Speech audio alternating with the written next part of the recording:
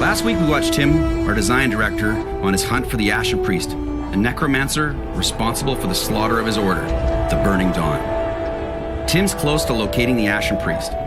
However, instead of finishing this quest in single player, we're going to create a dungeon crawl and have Ross Gardner, our technical director, join Tim as dungeon master. Ross is now customizing the dungeon crawl, selecting difficulty and size, along with specific tile and monster sets. He has decided to locate the Ashen Priest in a Durgar stronghold, deep within the Underdark. Typically, Drow and Durgar do not work together, but Ross has them working in an alliance to serve the Ashen Priest. Ross is actually the DM of our weekly tabletop D&D campaign, and while he's a fair DM, he does like to provide a challenge for his players. Stay close. We don't know what to expect down here. Monsters, traps, treasure, that sort of thing? Well, yes, that. You are now looking through the eyes of the Dungeon Master. The Dungeon Master's pointer is represented by a magical wisp on the player's screen, so players always know when the DM is near. The Dungeon Master's primary resource is DM Threat, which is generated by interacting with the players and providing them with a challenge. DMs can spend Threat to customize the experience for players, using it to change encounters, place traps, spawn monsters, and lock doors, all in real time. While Tim continues to explore the dungeon, Ross quickly moves from room to room to see what he's got to work with.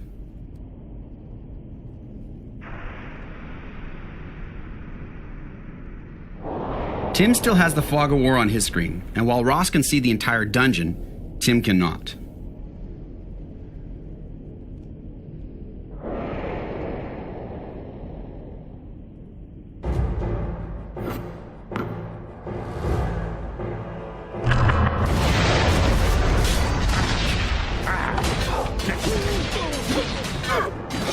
Ross has noticed a great room to set up an ambush. However, he needs to buy some time.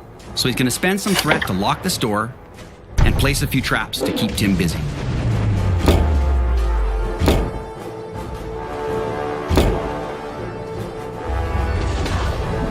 Throughout the adventure, the DM will find loot drops. DM loot keeps things fun for the DM and unpredictable for the players. It looks like Ross has found some loot that will allow him to summon a zombie horde. Tim's rogue is the only character proficient in lockpicking, so he needs to be the one to get this door open.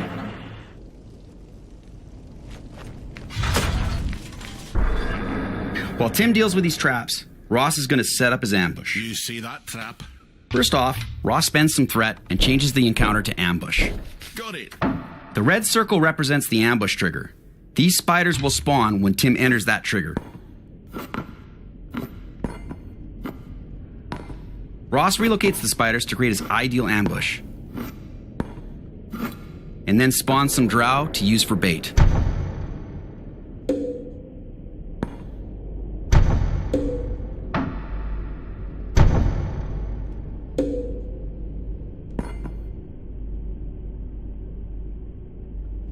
Ross has also found a treasure hoard, and he knows how much Tim loves his rogue, so he hides the door, forcing him to hunt for it.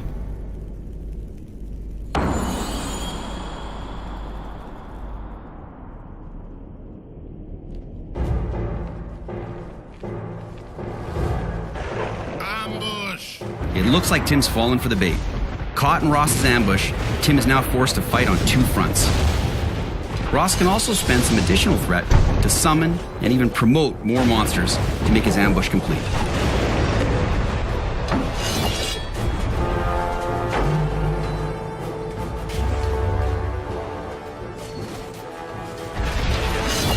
I'm seriously hurt, you guys.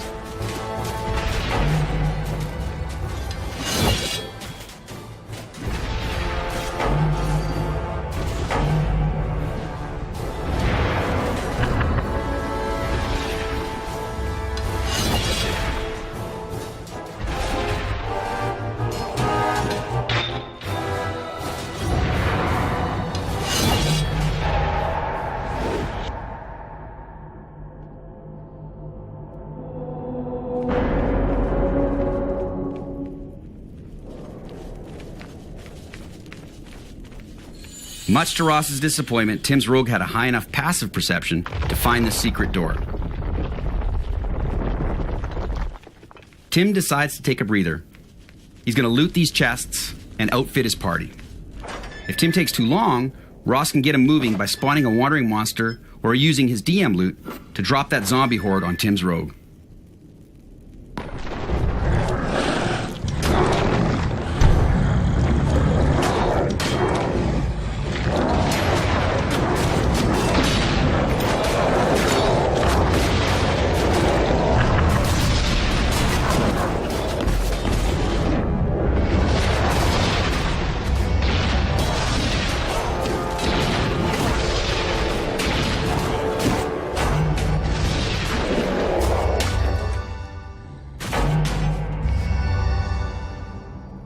Taking the hint, Tim gets moving.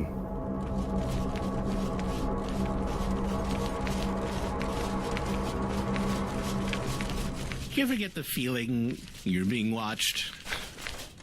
All the time, lad. All the time. Huh. I guess you just get used to it.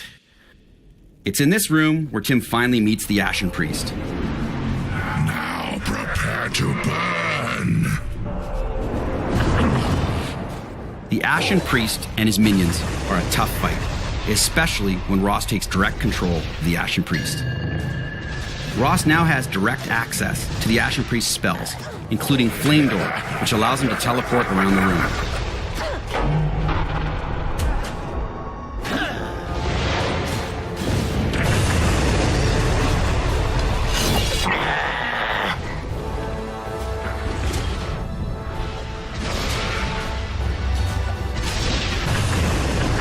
Can anyone heal me?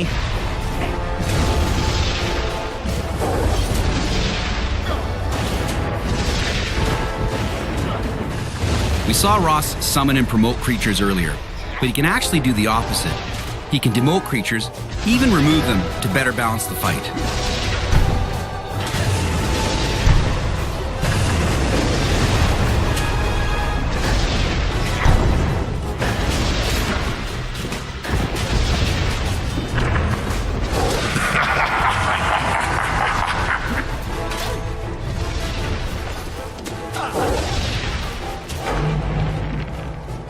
I'm seriously hurt, you guys.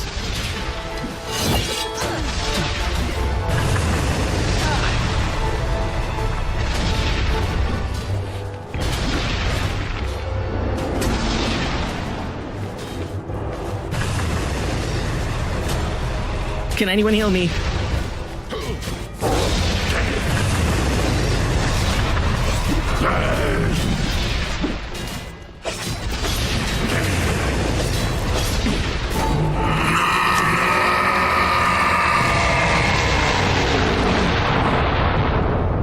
With the Ashen Priest dead, Tim finally has his revenge.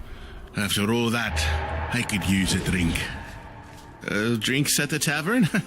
First round's on me. We focused a lot on showing you how gameplay works with DM, but that's really just the tip of the iceberg. We have a lot more to show in the coming months, including campaign creation, Sword Coast Legends, an RPG that enables players to experience the magic of playing D&D together. We hope you enjoyed this two-part look into Sword Coast Legends. Thank you for watching.